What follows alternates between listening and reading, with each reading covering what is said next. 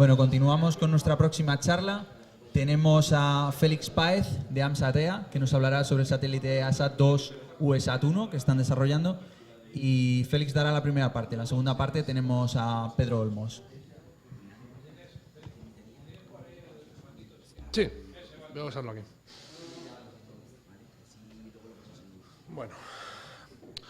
Bueno, buenos días. Muchas gracias por asistir a nuestra charla. Yo soy Félix Páez, Alfa 4 Golf Quebec Sierra. Fui un poquito quien comenzó este proyecto en 2016 y bueno, hemos ido sumando gente, entre ellos a Pedro de ICAI, que es quien nos va a hablar luego de los detalles del diseño del transpondedor lineal de nuestro satélite. Yo simplemente voy a hacer una introducción muy breve al proyecto para que podáis contextualizar el entorno donde va a trabajar el transpondedor lineal, que es la pieza de la que os queremos hablar hoy, ¿vale? Así que seré muy breve, 10 minutos como mucho, y dejaremos el resto del tiempo para que Pedro nos cuente los detalles de esa pieza. Bueno, aquí tenéis un poquito los puntos que vamos a tocar en la presentación. Yo simplemente os voy a comentar los objetivos principales del proyecto. Hablaré muy brevemente de los sistemas que estamos desarrollando en AMSAT, que es básicamente la parte electrónica del proyecto. Lo que es la mecánica, el diseño térmico, etcétera, eso se estaba llevando a cabo en la Universidad Europea de Madrid. Y bueno, pues como os comento, en AMSAT estamos con todo lo que es la electrónica, que es el sistema de energía, el ordenador de a bordo y el transpondedor lineal, que es el tema de esta charla. Yo os haré la introducción y luego Pedro os hablará ya de los detalles de esa pieza. Bueno, aquí tenéis una foto de algunas pruebas que hacemos ahí que estuvimos haciendo del sistema de energía en nuestra sede en Madrid, en la nave. Y bueno, vamos a empezar. A ver. Bueno, los objetivos del proyecto los definimos en 2016 en AMSAT. Queríamos hacer un pequeño satélite, bueno, viendo que se estaban desarrollando proyectos de satélites en todos los países y que en España no había ninguna iniciativa por parte de radioaficionados, pues pensamos en empezar nosotros mismos un proyecto de un pequeño satélite. En principio pensamos en un CubeSat, pero cuando vimos, como comentaba Julián, la cantidad de dinero que había que tener para lanzarlo al espacio, pues vimos otras alternativas y descubrimos el mundo de los Pocket Cubes. Hicimos unos pequeños análisis para ver si era viable hacer un pequeño satélite de comunicaciones con esta arquitectura. Vimos que sí, que era factible, y entonces bueno, pues nos pusimos a trabajar en ello.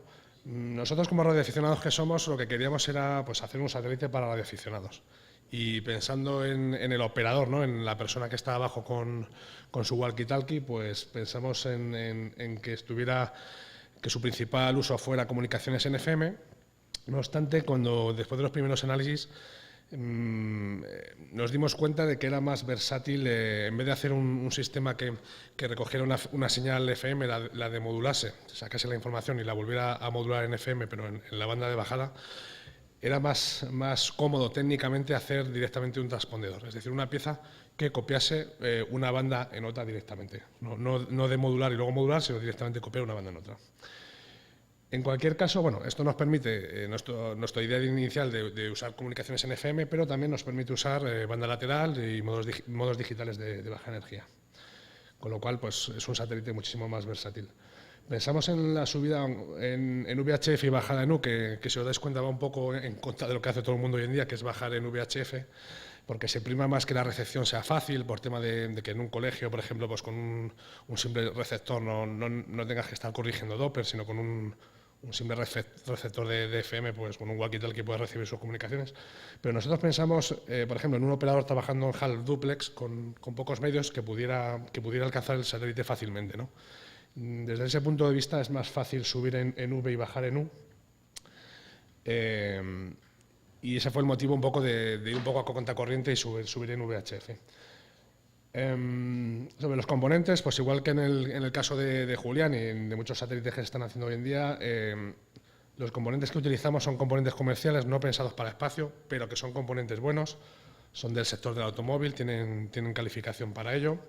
Entonces son piezas baratas, pero con un cierto nivel de calidad, porque el irnos a piezas pensadas para espacio o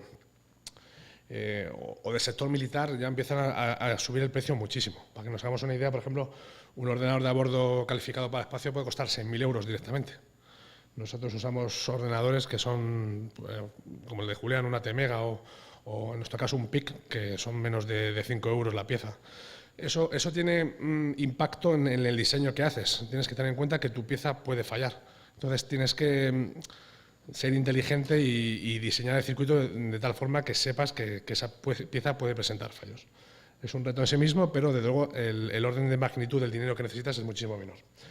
Bueno, en cuanto a la estructura, es un Pocket QV2P, es decir, son 5 por 5 por 10 centímetros. Ahí veis un prototipo que se está mecanizando en la Universidad Europea.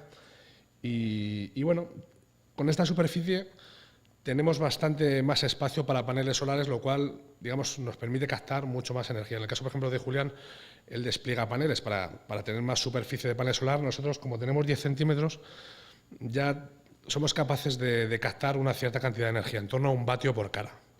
1 vatio, 1,2 vatios de potencia máxima, lo cual no está nada mal. Los estudiantes de la Universidad Europea también quisieron, aparte del reto en sí del satélite, quisieron también meter un experimento de a bordo. Este experimento consiste en un motor Stirling que es capaz de generar energía en base a la diferencia de temperatura entre 2 puntos. Es un experimento que allí en la Universidad Europea pues, ya han hecho, o sea, han realizado prototipos, pero querían hacer uno muy pequeño que fuera capaz de meterse en el satélite.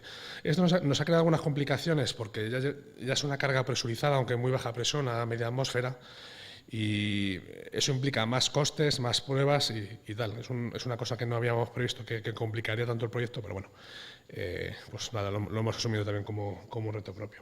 Y bueno, pues todo el desarrollo lo están haciendo estudiantes de ICAI, de la Universidad Europea, y luego voluntarios de ANSAT.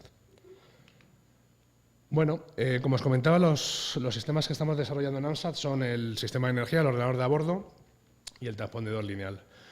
El sistema de energía consta de cuatro paneles solares.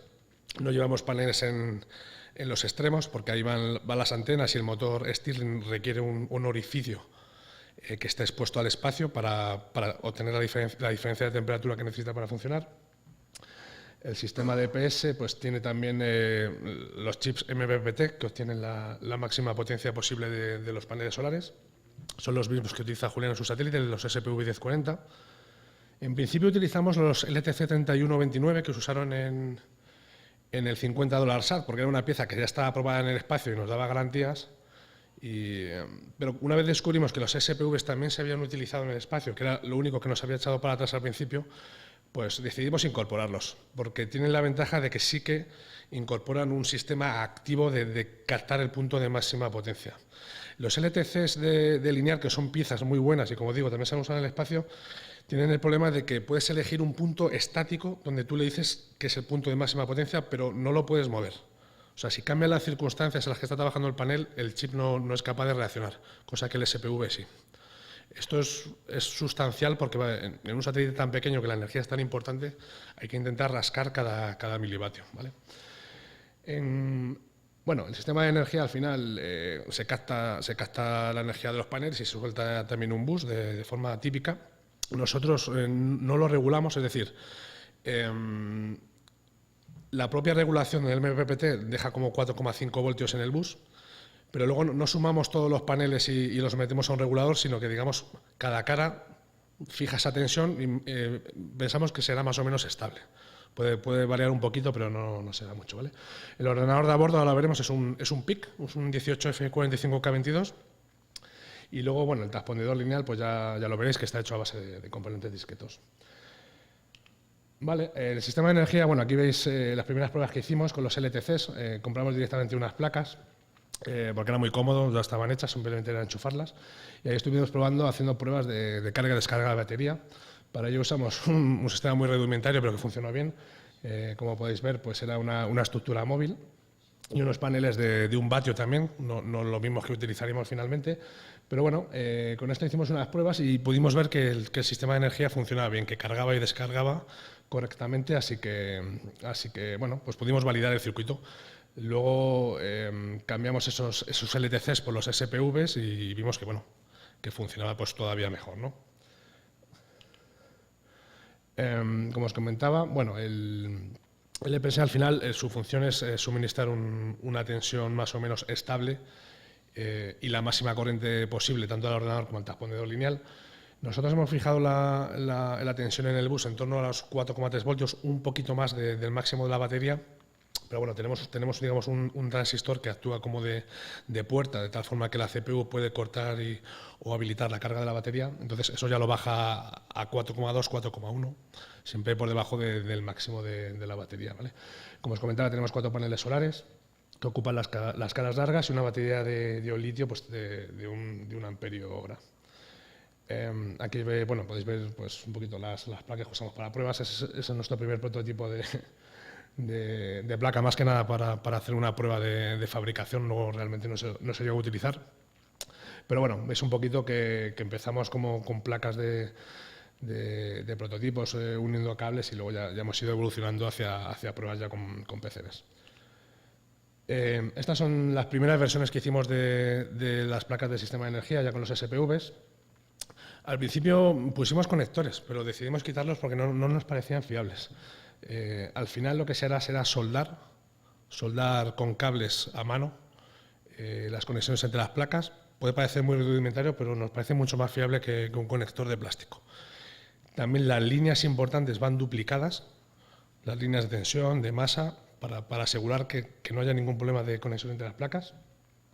Y bueno, más o menos pues eso es el aspecto que tienen. Son placas de 4,2 por 4,2 centímetros y el sistema de energía lleva 2. Uno lleva 3 paneles solares y otro lleva otro MPPT para otro panel solar y la electrónica de interfaz con la CPU y el transpondedor lineal. Bueno, en cuanto al ordenador, al final ha resultado ser una pieza bastante crítica. Como os decía, es un PIC que funciona a 2 MHz. Su función es tomar muestras de la señal para detectar si ha llegado una transmisión entrante, en cuyo caso activaría el transpondedor lineal, activaría digamos el PTT.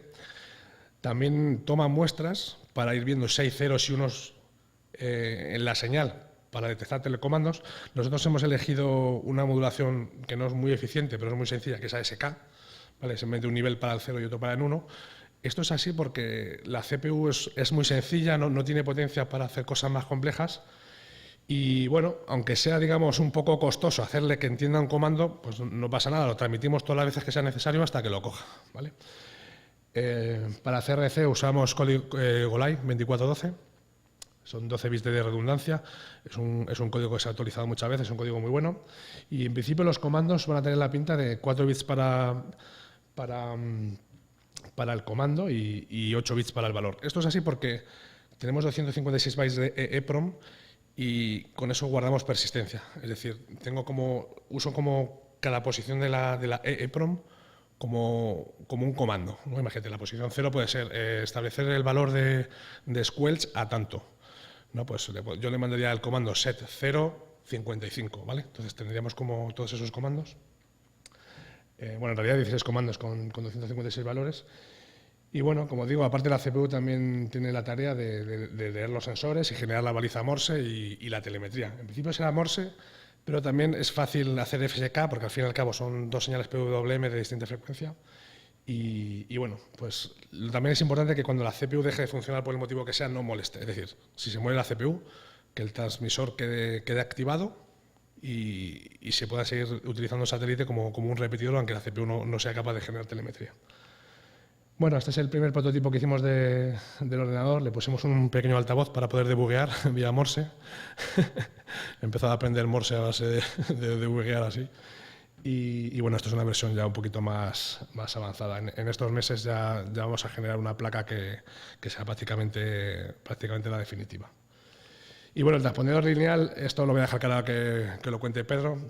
Ya veis un poquito el aspecto que tiene. Esto fue ideado inicialmente por Eduardo EA3 Golf Hotel Sierra y bueno, pues lo ha retomado Pedro y se ha puesto ya manos a la obra con ello. Esto ahora lo va a explicar Pedro en detalle, así que no voy a entrar más en ello. Pero bueno, veis un poquito la pinta que tiene. Está hecho a base de componentes de disquetos. Tiene su encanto, pero tiene también un motivo, ¿no? El motivo es que usar chips en el espacio es peligroso, en el sentido de que son mucho más propensos a fallos catastróficos de los que seguramente no te puedas recuperar bueno, como comentaba Junial, de eventos que pueden ser tan sencillos, bueno, tan poco catastróficos como te cambien una posición de una memoria o que te generen una corriente, un latch up y te destruyan el chip por temperatura. Esto es muy inmune a radiación. Los componentes disquetos no se van a dañar por radiación. Irán acumulando con el tiempo, pero no, digamos, un evento sencillo, un evento único de radiación no te lo va a fastidiar. Entonces, es el motivo por el que no cogemos aparte de que nadie te vende una pieza que te copie una banda en otra, en analógico. Nosotros queremos voz, no queremos transmisiones digitales. Entonces, al final es una pieza que te la tienes que hacer tú mismo porque nadie te la vende. ¿Vale? Ese es un poquito el motivo por el que se hizo así. Bueno, y ahora voy a dejar a Pedro que os cuente los detalles del transpondedor y nada, pues cualquier pregunta, pues si queréis, cuando acabe Pedro, pues encantado de contestaros.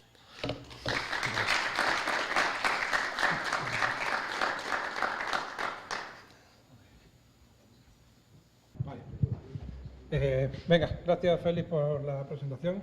¿Se oye bien, no? Sí. Buenos días, mi nombre es Pedro Olmos, indicativo 4 Eco Julia Romeo, y aparte de miembro de AMSAT, pues soy también profesor en la Universidad de Comillas. En una charlita que estuvimos en Ávila, pues me liaron para que, me lié yo mismo, que también me gustan estos temas, para hacer toda la parte de radiofrecuencia del satélite. Entonces, pues, y también contaros un poco cómo está ahora mismo, cómo es el estado del satélite en la actualidad. Entonces, el transponder pues tiene 4 partes obvias: el receptor, los osciladores locales, el transmisor y las antenas. Las 4 partes que tenemos del satélite. Entonces, ¿cómo está el estado ahora mismo? Pues tenemos el receptor ya diseñado un primer prototipo, está fabricado el PCB y actualmente se está montando para en cuanto se monte empezar pruebas con él. Los osciladores locales está ahora mismo en proceso de diseño, estamos en ello. Las antenas sí que las tenemos ya diseñadas y medidas, un primer prototipo pues, hecho con alambre, luego veremos las antenas. Y luego la parte que está más retrasada es el transmisor, que aquí pongo en fase de diseño, pero estamos a ver si empezamos la fase de diseño, más bien. De momento no tenemos nada aquí. El transpondedor, pues el detalle de funcionamiento, más o menos un diagrama de bloques, he quitado así en principio todo lo que era la parte de entrar muy en detalle lo que es el circuito para no aburriros. Pues el funcionamiento que tiene es este. Se ha escogido una frecuencia intermedia de las estándares que hay. Hay una serie de frecuencias intermedias que hay mucho componente, como pueden ser 70 MHz, 10,7, 45. Pues nosotros hemos escogido 45. Es una frecuencia lo suficientemente baja como para no tener problemas con las frecuencias de imagen al hacer la mezcla, y lo suficientemente baja como para poder procesar sin demasiados problemas. Entonces, como dijimos antes, la parte de recepción entramos en la banda de 2 metros, en 146, y salimos en, bueno, he puesto 436, frecuencias todavía a determinar. Convertimos, antes del conversor, lo que tenemos es un amplificador de bajo nivel de ruido, donde se mezcla con uno de los osciladores locales, que este es fijo. Partiríamos en principio de un cristal de 33,5, más o menos, pondríamos luego un multiplicador por 3 con su filtro y mezclaríamos y pasaríamos a frecuencia intermedia. Amplificaríamos en frecuencia intermedia y luego aquí convertiríamos a la banda de 70 centímetros. La banda de 70 centímetros, pues como es el oscilador local es más alto, pues en vez de multiplicar por 3, lo hacemos en 2 pasos. Primero por 3 y luego por 3. Partiendo de, y aquí hemos hecho poner 2 cristales. Uno es el modo cuando está transmitiendo directamente como tal transponder, como tal receptor, pues habrá que convertir los 45 a la banda nuestra y entonces tenemos que multiplicar aquí más o menos unos 400, redondeando. Y habría que multiplicar por 400 y saldría la comunicación. Y otro es cuando el micro nos quiere retransmitir una telemetría hacia tierra. Entonces, en ese momento se puede hacer de varias maneras. Una es, o bien se hace como dijo Félix, transmitiendo en ASK, es decir, simplemente ponemos aquí una portadora y nos encargamos de hacer un morse o un ASK y nos encargamos de cortar el amplificador de potencia, o podemos hacer otra cosa, que es modular y salir y hacer un FSK para que se pueda recibir, por ejemplo, en teletipo. En cualquier caso necesitaríamos dos cristales, porque cuando transmite la telemetría el satélite, aquí hay que salir directamente en 432. Sin embargo, cuando nos viene la frecuencia intermedia, aquí hay que multiplicar por 400. Entonces, por eso necesitamos aquí dos cristales. Y uno de ellos ya, pues, lo podemos modular en frecuencia. Para esto, este mezclador pues, se ha escogido de una manera muy simple. Hemos puesto un conversor simplemente balanceado. Inconvenientes, porque aquí no salen todos los productos de mezcla sabidos y por haber. Pero bueno, cuando está transmitiendo el oscilador local de esta frecuencia, automáticamente se nos cuela la salida y pasamos de lo que nos venga por aquí. Y aquí lo que hacemos es, hay un filtro de cuarzo o cerámico muy estrecho que nos deja pasar solamente la banda. Con lo cual, en condiciones de transmisión, pasaría directamente en 432 y en condiciones de telemetría pasa directamente desde aquí. Y luego ya hay un amplificador de potencia con su correspondiente filtro. El receptor, o sea, lo que es toda la parte esta, pues tiene 4 módulos, un filtro de entrada, el amplificador de bajo nivel de ruido, lo que sería el mezclador y el amplificador de frecuencia intermedia, es decir, hasta aquí. ¿Vale? Y aquí hay un detalle que no está puesto en el dibujo, que es obviamente desde aquí, desde la salida de frecuencia intermedia, se toma una muestra de la señal hacia el micro para recibir luego la telemetría. Y el amplificador de FI. Las características globales ya del receptor diseñado, tenemos una ganancia total extremo a extremo de 56 decibelios. El factor de ruido nos ha salido de 1,76 decibelios. El input IP3 para la distorsión está en menos 38 dBm. Y el margen dinámico libre de espurios, el margen dinámico es qué margen de entrada se admite el receptor. Por abajo me lo está imitando el ruido y por arriba me lo está imitando la distorsión. Si mi amplificador distorsiona mucho, pues me va a cortar el margen dinámico por arriba. Esto, por supuesto, sin CAG, porque si tenemos un CAG podemos aumentar el margen dinámico con lo que queramos. ¿Vale? Nos ha salido unos 66 decibelios, más o menos. ¿Vale? Este es ahora mismo el receptor, ya os digo que es un primer prototipo y evidentemente tiene aquí, si os fijáis, estos son unos conectores SMA, la entrada, la salida y donde entra el oscilador local. En la definitiva, como dijo Félix, no vamos a usar conectores y aparte que esto al ser SMA, fijaros, del tamaño de la placa, pues casi un 15% se lo está llevando nada más que los 3 conectores. Con lo cual, en el futuro, para conectar la placa del receptor y la del transmisor, directamente unos cablecitos soldados y punto. Porque la idea es también montar los osciladores locales en la parte transmisora. Este es el filtro de frecuencia intermedia, que es casi el único componente que hay, todos SMD, es casi el único componente que hay de pincho, de soldadura de pin-through. Y luego hablaremos de él porque de momento pues, funciona, pero de esta manera. Ahora hablaremos de él. Como decían antes, luego hablaremos del gobierno. ¿Vale? El filtro de entrada, pues el filtro de entrada se escogió directamente un filtro elíptico de orden 4 y se le puso expresamente 2 notch. Uno, obviamente, en la frecuencia de transmisión, para evitar que se nos pudiera producir una realimentación de la salida del transmisor hacia el receptor y a que aquello oscilara. Y luego se ha metido también un notch en la banda de FM comercial. La banda de FM comercial pues no está demasiado lejos de la entrada de 2 metros. Y el problema es que son transmisores de muchos kilovatios. Hay muchísima potencia en la banda de FM comercial. Una estación de FM tipo normalito pues anda por los 10 kilovatios. Entonces es mucha potencia y hay que evitar que se nos pudiera colar aquí hacia el receptor señales de FM que nos pudieran saturar directamente el receptor. Entonces la respuesta en frecuencia del filtro de entrada es esto. Además se corrió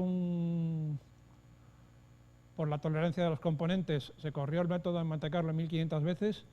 Está hecho con las tolerancias de los componentes que tenemos, es decir, las bobinas tienen un 2% de tolerancia y los condensadores le hemos puesto el 5%, aunque a lo mejor se podía poner menos, y lo que es esta anchura pues saldría mejor. Sobre todo nos interesaba también que nuestra banda de paso por tolerancia de componentes no se nos fuera demasiado de madre. Aquí está el notch en 100 MHz, este es el de la banda de transmisión, 440 más o menos, y este directamente es el del propio filtro elíptico que tiene.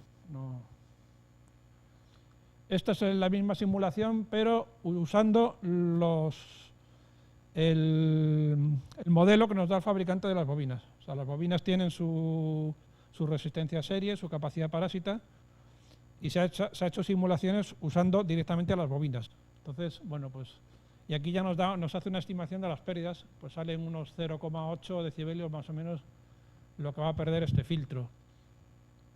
Y la profundidad de los notch, pues anda en los cerca de 40 para la banda de FM y casi 60 para la banda de FM, perdón, para la banda de transmisión. Luego explicaré un poquito cuando lleguemos a la parte de las antenas cómo está hecho el notch de la banda de 432, porque ahí se matan dos pájaros de un tiro, ¿vale? El transistor que se ha escogido, había varios modelos, uno directamente lo desechamos porque antes de hacer pruebas ya directamente el fabricante dijo que estaba obsoleto, con lo cual nos quedamos sin él, y hemos utilizado este. Este transistor lo que tiene, aparte de ser muy pequeñito, es que tiene mucha ganancia con muy poquitas corrientes de colector. Fijaos que estamos hablando de 0,5 miliamperios a 12 como mucho. Y el factor de ruido también es muy bajo. Es decir, tiene ganancia con corrientes muy bajitas.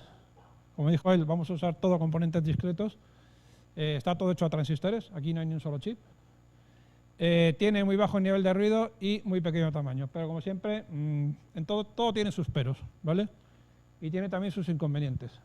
Y el inconveniente es que al tener tan bajita corriente de colector, es potencialmente inestable. Entonces, si se hace, bueno, los que sepan un poquito de RF, el factor mu es el factor de inestabilidad de un transistor. Tiene que estar siempre por encima de 1. Y bueno, pues como veis, desde 0 hercios hasta 500 megas está bastante bajo. Entonces, el transistor es potencialmente inestable. Me sale la mu menor que 1. Perdón, que le he dado al revés. Con lo cual, esto nos va a obligar o a desadaptar entrada-salida, no queda más remedio, o bien a estabilizarlo con componentes externos para que no nos haga ninguna faena por ahí. Y más arriba que las variaciones de temperatura van a ser muy grandes.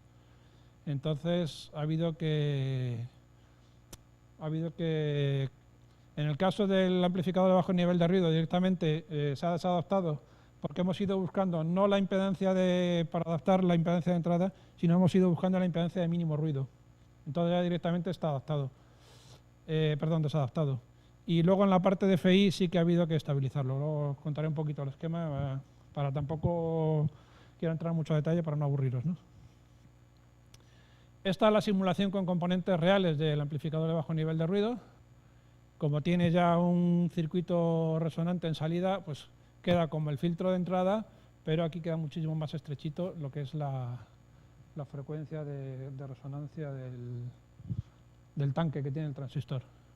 Y ya estamos obteniendo pues menos 91 decibelios teóricos en eso es del circuito. Luego, como está una placa al lado de la otra, esto seguro que va a ser menor. En cuanto al mezclador, Pues directamente es simplemente balanceado, tampoco nos hemos complicado mucho. Hemos utilizado un transistor en vez de un diodo, simplemente porque si metemos un diodo vamos a tener a necesitar un oscilador local muchísimo más potente. Y como andamos pillados de energía, pues cuanto menos energía gastemos, mejor.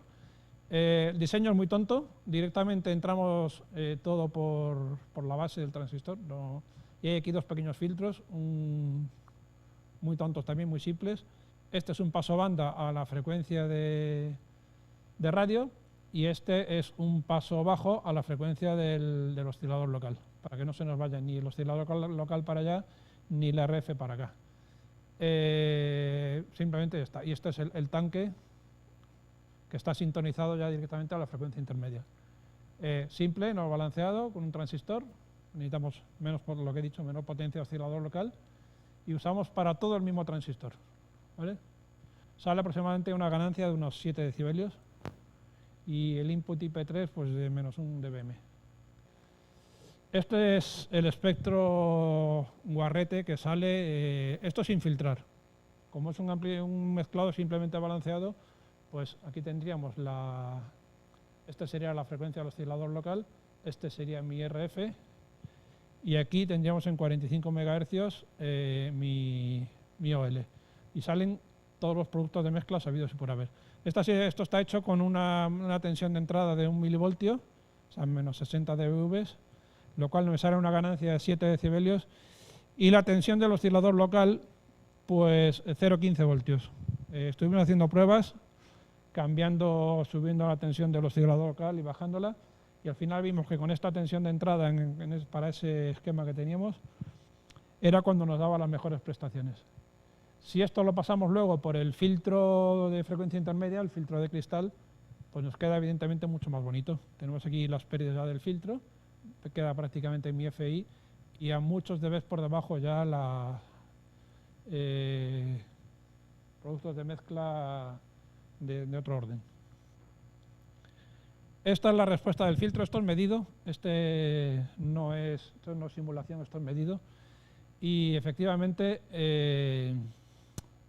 aquí dije que hablaríamos del filtro y aparecen aquí unas cosas un poco feotas que lo mismo nos hacen replantearnos el tener que cambiar de filtro. Sí, mi ancho de banda es este, pero aquí unos pocos kilohercios aparecen unas respuestas espurias que yo pensé en principio, porque esto cuando hice la medida, hice una placa de pruebas de estas de agujeros y pensé que sería debido a la placa de agujeros, pero he hecho varias otras pruebas con otra plaquita y con otros cristales y sigue dando estos espurios. He probado incluso a hacerlo con dos modelos de analizador de redes para ver que no fuese del analizador y estos picos salen. Entonces, están pues más o menos a unos 15 decibelios por debajo de lo que sería mi respuesta, pero el problema es que están muy cerca en frecuencia. Estos son megahercios, de 4,45 a 4,55, está demasiado fuerte. Entonces, lo mismo hay que plantearse que este cristal, o sea, este filtro no es el más adecuado. En cuanto al CAG, pues el control automático de ganancia, que necesita el receptor, también es muy simple. Esto sería lo que sería el amplificador de frecuencia intermedia. Y se aprovecha la propiedad de que un transistor se comporta como una resistencia variable en función de la corriente de base. Es decir, aquí le estamos dando corriente de base y directamente esto es como si fuese una resistencia variable. Importante, un condensador ahí. O sea, si quitas este condensador y lo pones en continua, en cuanto conmuta este transistor te cargas la corriente de base y este deja de funcionar. O sea, esto se hace en alterna. Este circuito que vemos aquí de realimentación entre lo que sería el colector y la base, esas dos resistencias y ese condensador, es parte del circuito que se ha tenido que añadir para evitar que este transistor entre en oscilación. Entonces, con este circuito se le rebaja un poquito la ganancia, pero a cambio conseguimos de que el transistor esté todo en fase que no pueda oscilar. El CAG se comporta, pues, lo que hemos dicho, como una resistencia variable en función de la corriente de base. El inconveniente que tiene, pues que evidentemente no es lineal. En esta fase, hasta los 0,7 voltios, pues el transistor no conduce, con lo cual no hace nada. Y en cuanto el transistor empieza a conducir, empieza a tirar, se empieza a comportar esto como una resistencia más baja cuanto mayor es la corriente que le estoy dando por base. Pero no es lineal, ¿vale? Aproximadamente ya a unos 3 voltios la ganancia es prácticamente cero de toda la frecuencia intermedia. En cuanto a las antenas, pues las antenas muy simples, hemos decidido que van a ser monopolos, uno por cada banda, y van a estar situados en los extremos opuestos. Es decir, en una esquinita vamos a tener la antena transmisora y en la otra esquinita vamos a tener la antena receptora. Se han puesto lo más lejos posible para evitar que pudiese haber realimentación de una a otra. Porque si no, como está muy cerca, podría oscilar.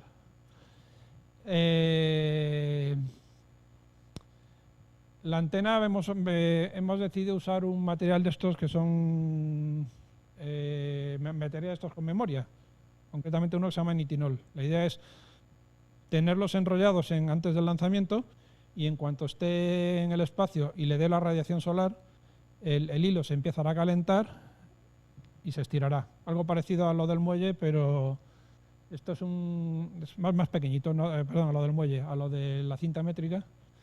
Pero es que el problema es que, claro, esta antena es para la banda de 2 metros.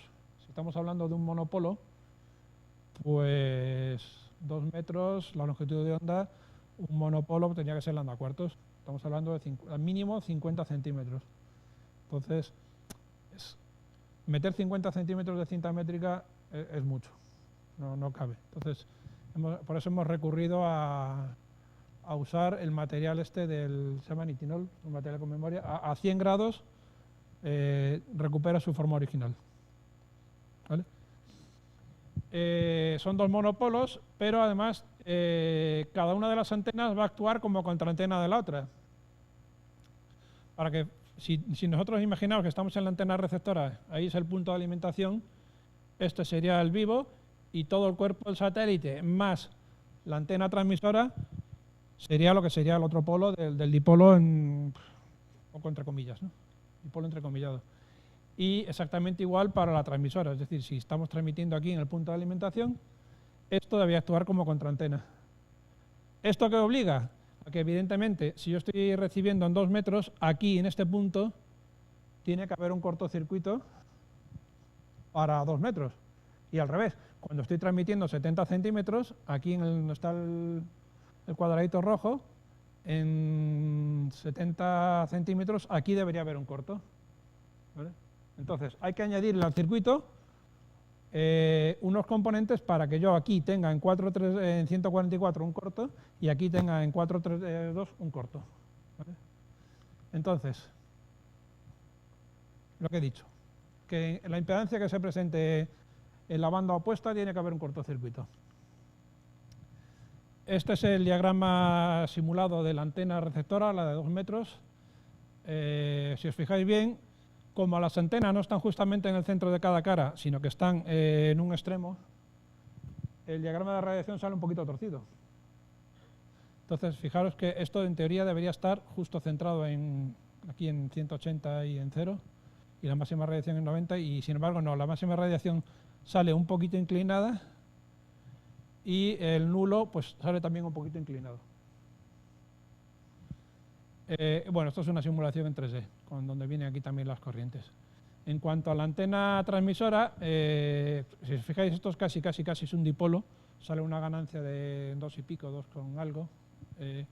La antena transmisora de 70 centímetros sí es un monopolo, pero todo lo que tiene detrás, el cuerpo que tiene aquí detrás, es mucho más grande para 70 centímetros. Y como tampoco podemos andar haciendo florituras de poner aquí una trampa, como solemos hacer las antenas que tenemos por ahí multibanda, pues nos sale una antena más larga. Entonces el diagrama de radiación nos sale pues, un poquito así como en forma de flor. Y también, por supuesto, sale ligeramente torcido. ¿Vale?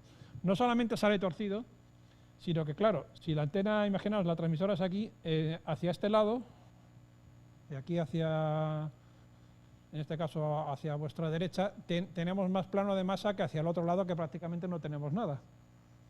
Con lo cual, si os fijáis, aquí sí que alcanza el máximo de radiación, pero ahí sale un poquito menos. Tampoco es que sean muchos decibelios, pero sale torcido y no sale simétrico. Si lo viésemos desde arriba, sería una especie como de una forma, en vez de un círculo, una forma ligeramente ahuevada. Lo que dijimos antes, para que una antena funcione, pues necesitamos poner un corto en la frecuencia de la otra.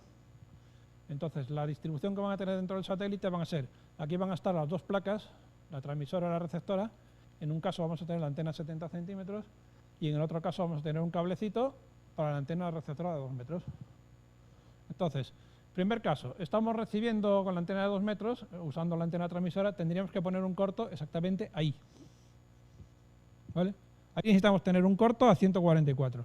Bueno, pues es muy fácil. Ponemos este circuitito, un circuito resonante serie, muy simple.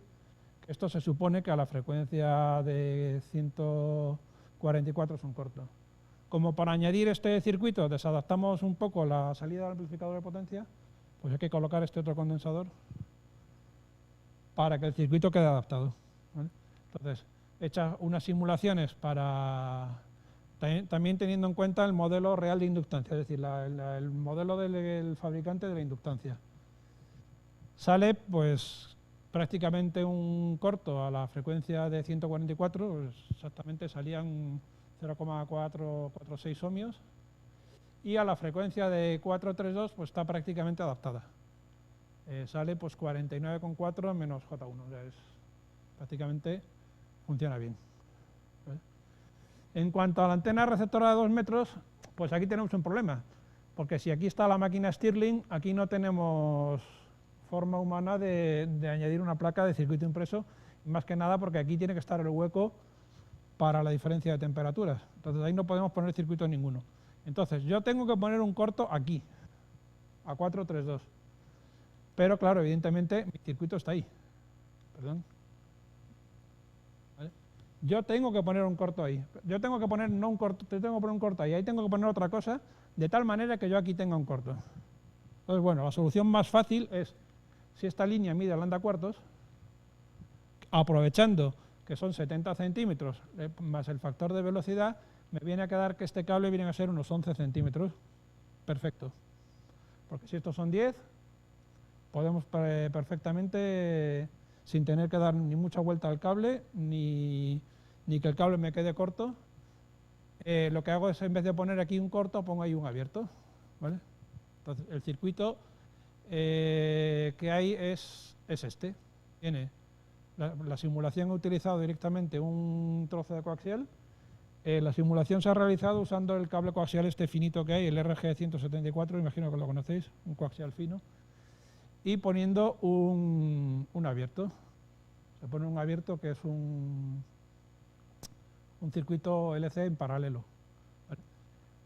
Pasa exactamente igual que en el otro caso. Por el hecho de añadir yo esto para bloquear los 432, se me desadapta la impedancia. Entonces hemos colocado un circuito un condensador para que aquí tenga yo, siga habiendo los 50 ohmios.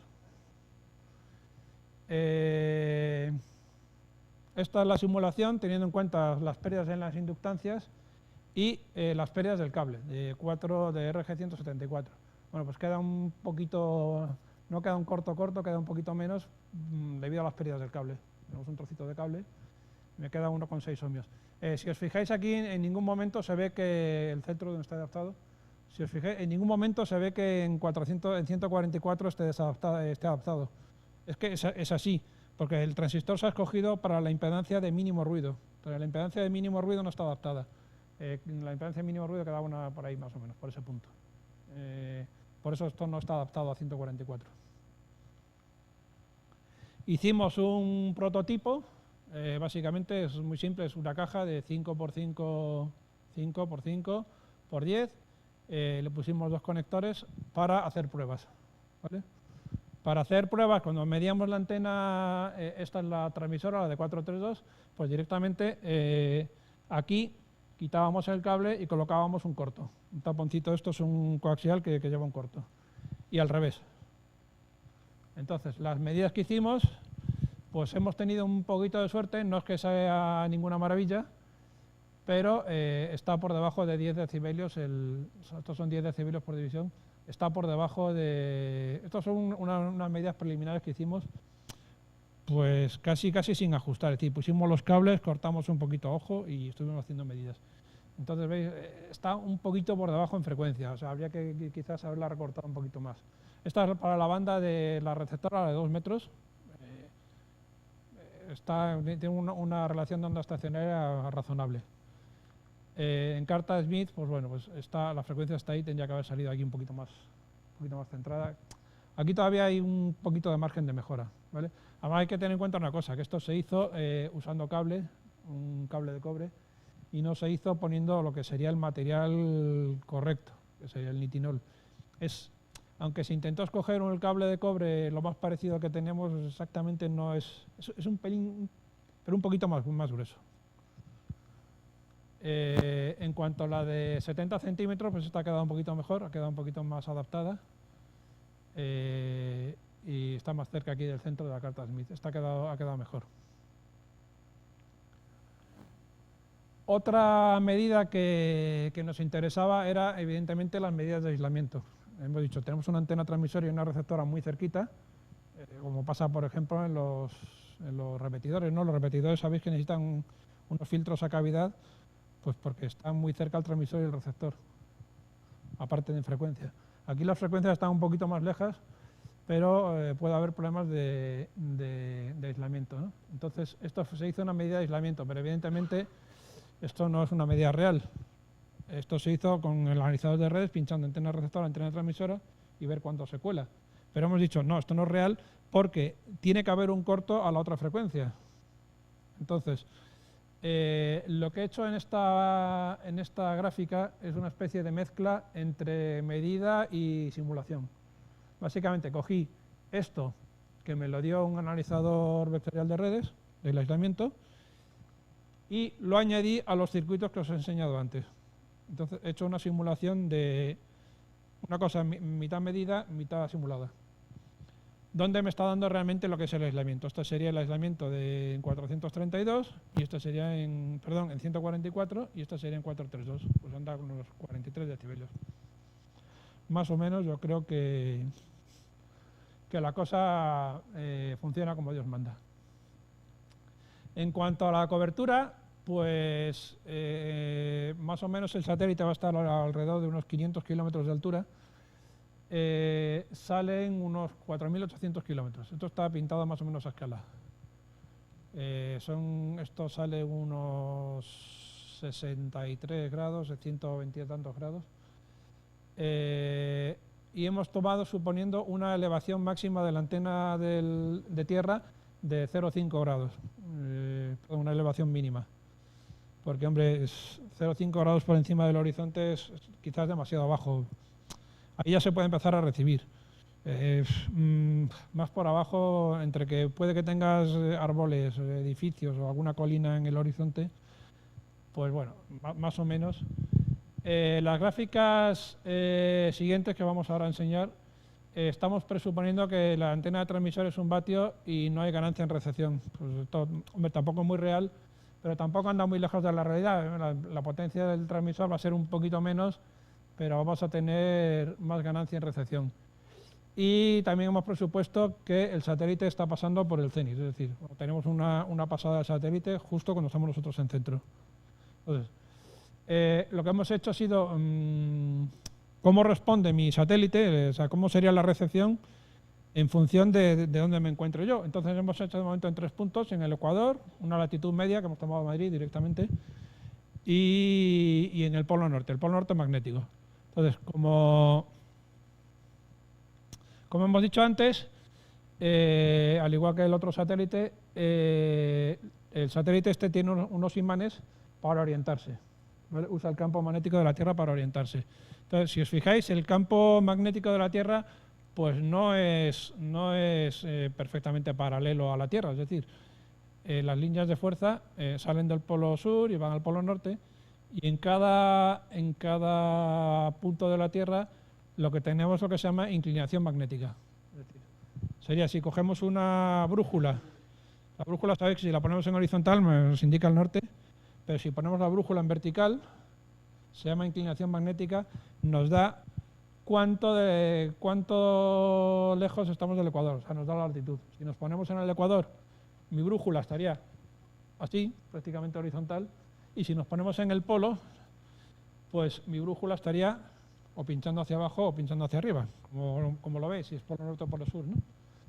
El satélite, como lleva los imanes, pues va a hacer exactamente lo mismo que una brújula de inclinación. La inclinación magnética, pues buscando por ahí en internet, saqué que estos son los mapas de inclinación magnética. Esta línea verde de aquí es el ecuador magnético, que no coincide con el ecuador geográfico, que es la línea neutra del imán, ¿vale? Tiene esta forma. Y en Madrid nos corresponde ahora mismo una inclinación de unos 55 grados. ¿Vale? Entonces, en primer lugar nos ponemos en el ecuador, y más o menos también está dibujado, se ha intentado dibujar a escala. Este sería mi satélite y esta sería la zona de cobertura. Entonces, ¿qué es lo que nos ocurre? Esto está hecho para el receptor, ¿vale? ¿Qué es lo que nos ocurre? Tenemos en primer lugar dos cosas. Si os acordáis aquí el diagrama de radiación, a ver, un poquito, si os acordáis el diagrama de radiación, pues tiene esta forma, ¿vale? Que en función del ángulo, pues me va a ir cambiando.